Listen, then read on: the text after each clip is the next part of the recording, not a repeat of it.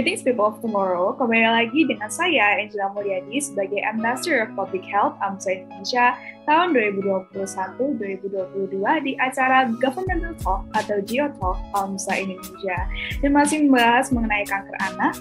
Pada GeoTalk Series 3 episode 3, narasumber kami adalah Dr. Endang Widyastuti, spesialis anak konsultan. Halo Dr. Endang, selamat sore dokter. Selamat sore Angel. Apa kabar Dr. Endang? Baik, sehat semuanya. Baik, sehat selalu ya dokter. Ya. Dokter, kita membahas mengenai kanker anak. Menurut Dr. Endang, apa sih itu kanker anak dan tipe apa yang mempunyai prevalensi yang tertinggi di Indonesia? Baik, saya jawab ya. Kanker anak. Kanker anak itu ya keganasan pada anak. Ya.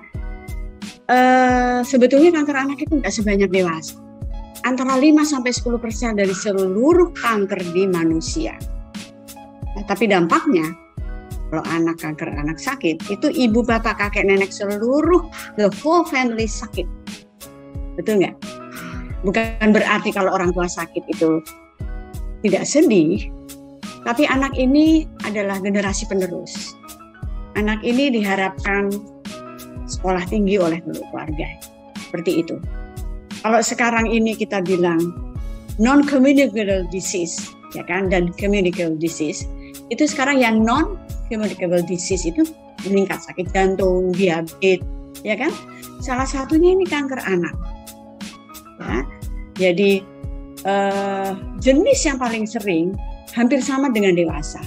Cuman kalau di dewasa lebih banyak karena dari epitel. Kalau di anak itu lebih dalam lagi, dari jaringan yang lebih dalam.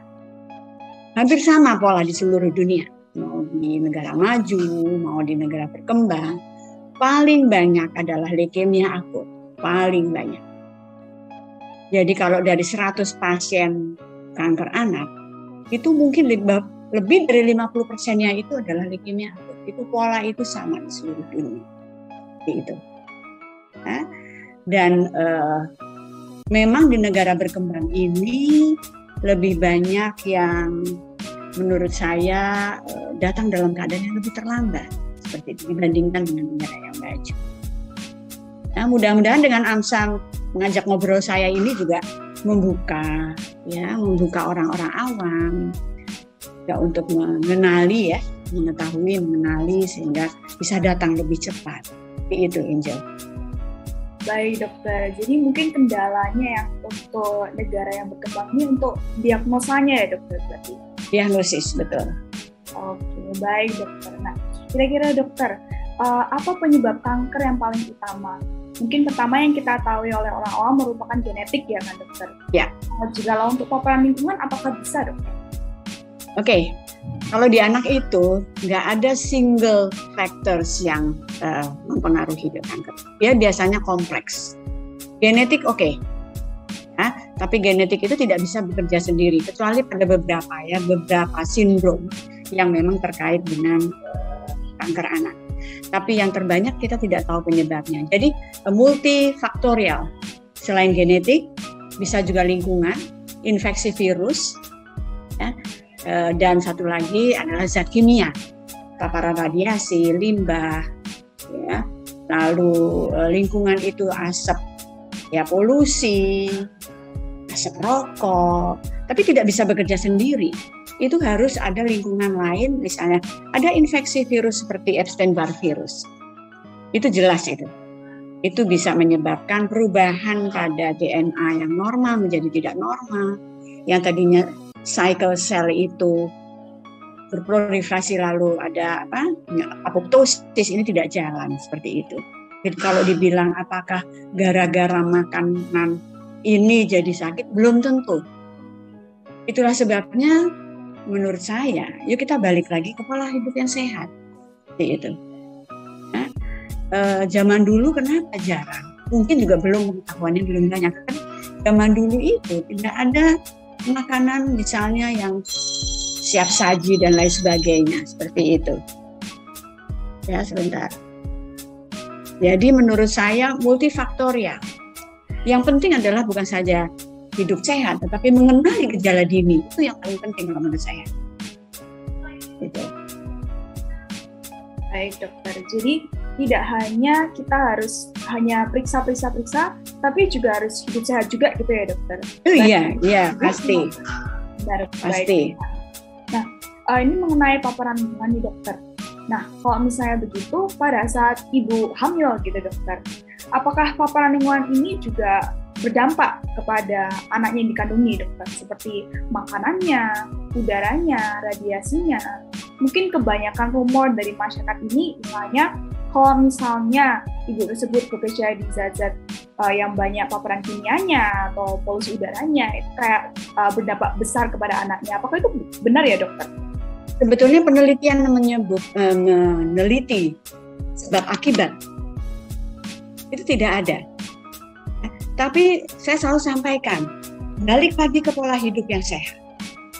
Jadi kalau bapaknya ngerokok, jangan merokok. Meskipun merokok itu di luar rumah, tapi asap itu tetap menempel pada tubuhnya, ya kan?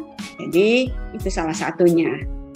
Terus waktu ibu hamil terjadi paparan, bisa iya bisa tidak, seperti itu. Jadi yang saya katakan tadi, tidak ada single factors yang langsung directly menyebabkan berubah menjadi kanker. Bahwa bayi baru lahir itu bisa langsung kanker, bisa. Ada beberapa memang kasusnya jarang. Bayi lahir langsung ternyata ada tumor ginjalnya. Nah, mestinya ada faktor-faktor genetik di situ yang lebih besar dibandingkan faktor lingkungan. Seperti itu. Baik dokter. Nah, bicara mengenai imun anak nih dokter, mungkin yang sekarang yang lagi menjadi pembicaraan yang besar nih di antara masyarakat adalah pemberian ASI dokter. Nah, mungkin kira-kira ini apakah pemberian ASI pada anak yang cukup dapat meningkatkan imun anak gitu dokter? Dan jika anak sudah berusia balita, itu untuk pilihan makanan dan minuman yang harus diperhatikan untuk meningkatkan imun anak itu apa saja dokter? Nah, ini kita bicara tentang pola hidup yang sehat gitu ya dokter istilahnya. Iya. Nah dokter, dari situ dokter. Oke, ASI tidak ada yang meragukan. Kan? ASI tidak ada yang meragukan bahwa itu merupakan makanan yang terbaik bagi bayi, eksklusif sampai 6 bulan, karena dia juga mengandung beberapa zat-zat untuk imunitas. Ya. Dan kalau sudah makanan tambahan, ya, MPASI di atas 6 bulan, itu tentunya bayi sekecil itu belum mengenal yang lain-lain. Yang penting saya katakan bahwa harus dimonitor kenaikan berat badannya dan harus ke dokter atau ke bidan. Begitu anak itu tidak naik, berat badannya harus lalu dicari kenapa anak ini tidak. Mengenai jenis makanan, sekarang bukan 4 sehat 5 sempurna ya, jadi makanan yang optimal, yang terbaik untuk si bayi. Lalu saya katakan, jangan pakai pewarna, jangan pakai pengawet, jangan pakai MSG. Itu zat kimia. Gitu. Jadi pengenalan orang tua itu sangat penting dalam memperkenalkan makanan kepada anak. Anak itu nggak kenal coklat kalau ibunya nggak ngasih. Anaknya rewel dikasih coklat, anaknya rewel dikasih makanan yang manis-manis, sehingga anak itu tahu dikenalkan.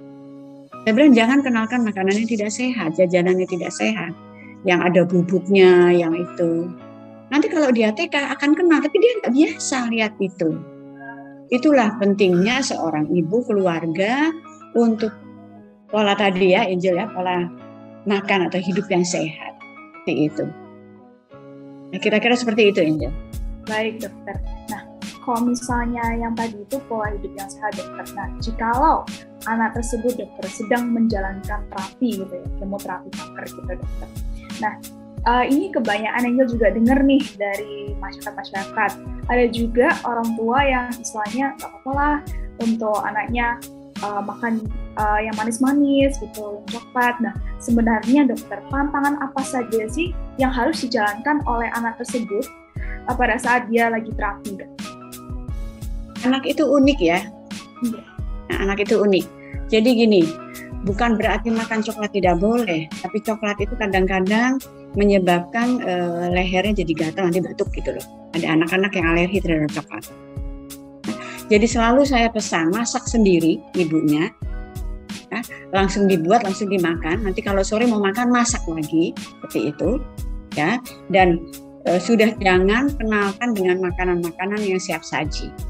Kalau satu keluarga nih anak nomor 3, nomor 1 sama 2, ya kakaknya juga harus ikut. gitu. Jangan jajan, jangan ini seperti itu. Ya, jadi makanan itu menunjang untuk keberhasilan. Keberhasilan apa saja? Keberhasilan hemoterapi, keberhasilan kalau sakit apapun, ya kan? Seperti itu. Kira-kira seperti itu, Angel. Baik, dokter. Baik, dokter, ini bahas mengenai yang tadi, dokter. Ini ada sedikit pertanyaan, dokter. Kalau misalnya variasi terhadap kanker dewasa, ini kan jauh lebih banyak, dokter, dikarenakan epitelnya ya, dokter. Nah, kalau misalnya anak-anak itu mungkin 5 atau 6 ya, seperti dokter katakan. Nah, mengenai bahayanya nih, dokter. Apakah kanker anak ini jauh lebih berbahaya daripada kanker dewasa? Mungkin yang kita kira yang dokter katakan itu karena dia multiple predisposing factors yang dokter, nggak mungkin single gitu kan. Mungkin apakah ada kelanjutannya, dokter, terhadap penjelasan tersebut? Sebetulnya kanker di anak itu respons terhadap kemoterapi. Kalau kita bicara leukemia akut ya. Kalau kita bicara solid tumor, kalau solid tumor seperti misalnya tumor di ginjal, retinoblastom di mata, di kelenjar adrenal ada neuroblastom, itu sebetulnya multidisiplin. Tidak saja hemoterapi, tetapi ada surgical, ada juga radioterapi.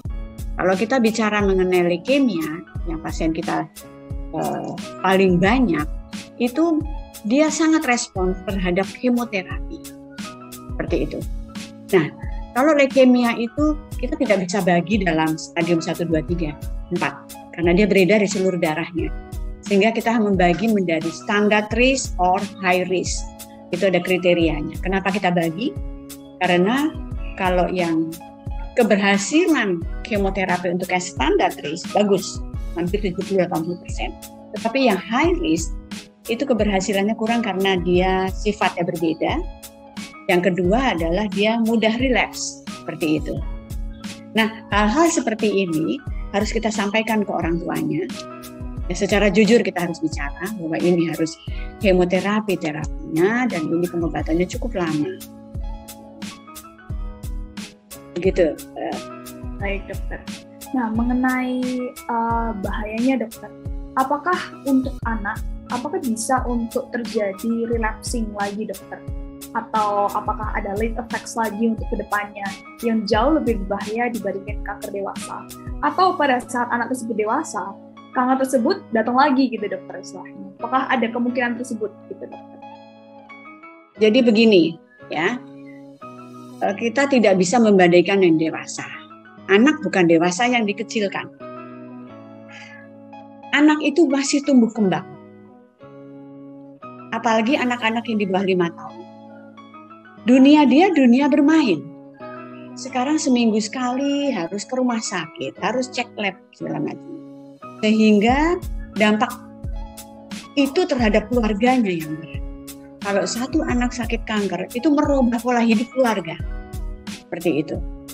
Ya. Dan bahayanya adalah efek samping hemo pasti ada. Nah, efek samping hemo kita jelaskan ke orang tuanya karena kita sudah tahu efeknya ini misalnya muntah. Efeknya ini habis ini diare, tentunya kita harus antisipasi supaya nyaman jadi anak itu tidak trauma terhadap pemberian kemo. Anak itu biasanya nangis waktu ditusuk aja untuk IV line. Tapi sesudah itu kita tahu nih efeknya habis yang ini kita berikan supaya tidak terjadi muntah. Seperti itu. Ya. Efek samping hemo. Kalau sudah sembuh, artinya kita nyatakan sembuh itu kalau sudah 5 years free of disease. Baru kita bilang sembuh. Sebelum 5 tahun, dia harus tetap kontrol baik laboratorium maupun fisik ya, clinically seperti itu. Ya. Dan efek samping jangka panjang dari kemoterapi pasti ada. Pasti ada. Kebetulan kemarin ada dokter yang meneliti karena kami punya kumpulan dari anak-anak yang survival. Dulu kecilnya beraneka ragam sakit kanker. Kita punya. Dan kita lakukan penelitian sama mereka, ya. Alhamdulillah sih tidak banyak. Kita takut tadinya jantung, telinga. Kita cek semua sampai hormon kita cek. Ya, ternyata tidak sampai 10% yang mempunyai efek samping yang serius seperti itu. Efek samping yang serius setelah dewasa adalah secara psikis. Label dia gue pernah sakit kanker. Nah, Itu yang sebetulnya stigma yang di masyarakat harusnya tidak ada. Seperti itu. Tapi alhamdulillah anak-anak itu ada yang kerja biasa, ada yang bisa diterima meskipun, tapi tidak semua orang bisa menerima seperti itu. Ya. Efek samping terhadap kemoterapi terhadap organ sangat kecil ternyata setelah kita cek mereka sudah dewasa ini. Tapi ada, kita tetap harus waspada. Dan kita harus sampaikan ke orang tuanya. Anak itu mau kemo kan kita cek semua, fungsi ginjal, hati, jantung, karena ada beberapa obat kemo yang memang bisa mengganggu menjadi kardiomiopati. Kita harus cek semuanya. Baik dokter. Ya. Mengenai ini dokter, mungkin hanya ada juga sedikit pertanyaan nih dokter. Saya pernah mempunyai teman saya dokter. Jadi mamanya itu gen kankernya itu mulai aktif dokter. Mulai aktif setelah mungkin mamanya usia 53 gitu. Nah, apakah ada kemungkinan juga untuk gen kanker tersebut aktif kepada adiknya ataupun dia juga dokter? Gitu sih dokter. Sebetulnya begini, kanker yang sekarang sedang memang kelihatannya secara genetically itu turun itu CA mame katanya. Kalau leukemia saya belum pernah. Anaknya leukemia, bapaknya leukemia nggak pernah saya melihat itu. Satu lagi retinoblastom di anak. Kalau salah satu orang tuanya berarti ada memang kromosom 13-nya yang sudah mutasi yang diturunkan ke anak. Seperti itu. Jadi kenapa sih kita mesti nanya, meskipun jadi pertanyaan rutin, adakah di keluarganya kita bikin pedigree ya? Bikin pedigree, oh adik ibu saya sakit ini, adik bapak saya sakit CA paru, dan lain sebagainya. Itu untuk mewaspadai bahwa, belum tentu juga, tetapi bahwa genetik atau DNA yang rusak itu bisa diturunkan. Tetapi kan dalam tubuh itu ada yang namanya apoptosis program, ada lagi satu suppressor gene. Ya, jadi gen itu akan menekan supaya proto-onkogen itu tidak timbul. Seperti itu. Nah, kenapa sampai proto-onkogen itu timbul? Karena ada tadi multifactorial factors. Tidak hanya dia kena infeksi virus, ditambah lagi dengan paparan zat kimia dan lain sebagainya, sehingga apoptosis program dan proto-onkogen timbul. Apoptosis yang harusnya mati sel itu tidak seperti itu. Teorinya seperti itu. Baik. Mengenai ini dokter, terima kasih atas penjelasannya nih dokter, sangat-sangat jelas banget. Mungkin sebagai penutup nih dokter, kita bahas mengenai pemeriksaan nih dokter. Untuk penegakan diagnosa juga kan ya dokter, di mana dokter mengatakan bahwa pemeriksaan itu merupakan salah satu yang sangat penting dokter. Nah, pemeriksaan apa saja nih dokter yang harus dilakukan sejak ini, baik pada saat ibunya lagi mengandung ataupun pada saat anak tersebut masih kecil gitu. Dan mungkin kebanyakan masyarakat juga tidak tahu dokter, pemeriksaan rutin itu minimal berapa kali sih dokter? Ada yang bilang berkata 2 tahun sekali, ada yang berkata 5 tahun sekali, ataupun tergantung pada tipe pemeriksaannya juga nih dokter. Nah, kira-kira seperti itu dokter. Ya, deteksi dini pada anak nggak gampang. Pertama, anak nggak bisa ngomong. Kalau ada benjolan udah pasti deh, orang tuanya apalagi benjolan di leher, pasti dia udah cari dokter. Untuk leukemia itu tidak bisa kita bilang bahwa, jadi ada symptoms, kumpulan dari gejala yang harus kita waspadai. Kalau kita tahu adalah leukemia itu adalah sumbernya dari sumsum tulang bone marrow, di mana itu pabrik dari semua sel darah merah, sel darah putih trombosit, dan pabrik itu terganggu, gejalanya pasti sama, yaitu pucat, leukosit tidak bisa berfungsi sehingga demam naik turun. Dan satu lagi perdarahan. 3 itu. Kalau 3 itu ada, dengan cek laboratorium, itu bisa sudah terlihat kalau tidak normalnya itu. Kadang-kadang tidak semua orang tua mau dicek darahnya. Jadi deteksi dini kanker pada anak itu nggak gampang. Sehingga kami sudah melakukan sampai ke PPK 1 ya, puskesmas kita ajarin seperti ini. Memang sekarang kelihatannya makin banyak pasien datang itu mungkin karena mereka sudah dijaring, sudah ketemu dari dokter dari level 1. dicek laboratorium, lalu dikirim, dirujuk. Tetapi itu tidak cukup, karena edukasi ke orang tua, kadang-kadang masih ada reklame gini nih, sakit ini obatnya ini, sembuh gitu loh. Itu lebih menjanjikan daripada dia ketemu dokter, betul nggak? Benar. Contohnya osteosarkom, kanker di tulang. Anak jatuh gara-gara sepeda, kalau ke tukang urut. Gak sembuh-sembuh diurut, difoto, baru akhirnya lari ke kita. Seperti itu. Nah, alangkah lebih baiknya kalau sejak jatuh itu, ke dokter umum hanya difoto ronsen udah kelihatan kok. Selain ada patah, ada garis-garis di mana ya kelihatan lah bahwa itu bukan jaringan tulang yang normal. Jadi marilah kita sama-sama mendidik masyarakat kita sendiri, ya, karena kita juga udah jalan kemana-mana nih untuk mendidik dokter, mahasiswa. Jadi sama-sama kita mendeteksi untuk segera dirujuk ke tempat yang betul, seperti itu. Kalau dari bayi dalam kandungan, kan sekarang bidan juga bisa USG ya. Nah, memang kalau kanker darah susah, ya. Yang sering adalah kanker di ginjal. Misalnya dari USG itu bidan menemukan ada sesuatu yang nggak normal di dalam ginjal. Dia rujuklah ke dokter kandungan. Dokter kandungannya sudah bilang bahwa ini ada massa padat, tapi belum tahu apa, seperti itu. Dan dengan kecanggihan USG ini, bidan juga sudah mulai screening. Misalnya harusnya matanya begini nih, nggak simetris. Kalau nggak simetris kayaknya ada sesuatu nih putih-putih. Lalu dia konsul ke kandungan, nah itu menurut saya suatu kemajuan ya, yang bisa dideteksi intrauterin seperti itu. Ya. Jadi seperti itu, nggak gampang. Tapi ayo kita sama-sama menemukan itu. Baik. Itu aja. Baik dokter. Nah ini mungkin ada satu lagi pertanyaan dokter. Kira-kira dokter, apakah pada anak yang kita balik lagi pada efeknya dokter, jikalau mereka mengalami komplikasi atau efek samping, itu bisa mengarah ke autoimun nggak dokter istilahnya? Jadi adakah beberapa komplikasi yang bisa mengarahkan anak tersebut jadi penyakit selanjutnya adalah autoimun? Apakah dua-duanya berbeda dokter? Atau apakah bisa dari kanker atau autoimun terus kanker lagi, itu apakah bisa dokter? Nah itu kan merupakan suatu pertanyaan yang harus diperjelas lagi dokter bagi masyarakat gitu. Antara kanker dan autoimun sebenarnya berdiri sendiri-sendiri. Bahwa kami punya pasien yang sakit lupus, kena limfoma, bukan karena lupusnya dia limfoma, bukan. Seperti itu. Itu dua term yang berbeda. Bahwa pada kanker itu menurunkan daya tahan, humoral maupun seluler. Seperti itu. Karena hemoterapinya sendiri atau karena kankernya. Tetapi bukan autoimun. Bukan.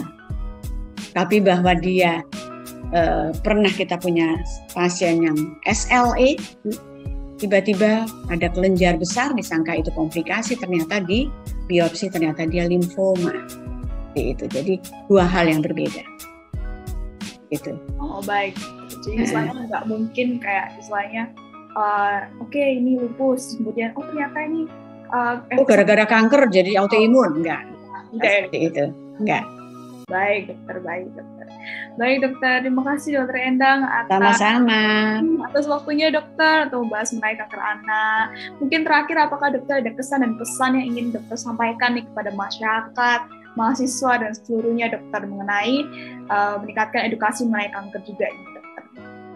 Ya, menurut saya untuk mahasiswa ya, terutama nih Angel dan kawan-kawan ya, saya sangat mengharapkan peranannya juga untuk menemukan kasus-kasus yang diduga kanker anak, terutama leukemia, karena banyak sekali seperti itu. Ya. Di RSCM itu bisa seminggu ada 2 atau 3 atau 4, bayangkan kalau 3 seminggu, sebulan berapa kali? 4 ya, banyak. Dan mereka memang rata-rata karena edukasi kelilingnya juga sudah mulai banyak, mereka bisa datang sendiri. Itu kalau di kota besar, kan? Jadi kami harapkan juga teman-temannya Angel, mahasiswa juga bisa menemukan, ya. Dan jangan dengan edukasi dan bahasa mereka yang mudah mengerti. Jadi jangan kadang-kadang ibu jangan-jangan kanker, jangan seperti itu. Begitu dengar kanker mereka sakit. Saya selalu mengatakan ini mesti diperiksa. kanker ya dok? Belum tentu, saya bilang gitu. Karena mereka udah punya feeling nih, jangan-jangan benjol, belum tentu, yuk kita buktikan. Mungkin dengan seperti itu mereka tidak lari lah ke tempat yang lain, seperti itu. Ya, itu saja. Makasih banyak loh. Ya. Baik, Dokter Endang. Terima kasih dokter sudah meluangkan waktu untuk membahas mengenai kanker anak. Dan bersama kami hari ini, semoga kedepannya makin banyak kolaborasinya antara AMSA Indonesia dengan Dokter Endang. Oke, terima kasih dokter. Ya, yuk terima kasih. Ya. Jadi kesimpulan pada Geotalk hari ini adalah kanker anak adalah keganasan pada anak. Prevalensi sendiri tidak sebanyak kanker pada dewasa. Nah, hanya 5-10% di seluruh kanker di dunia.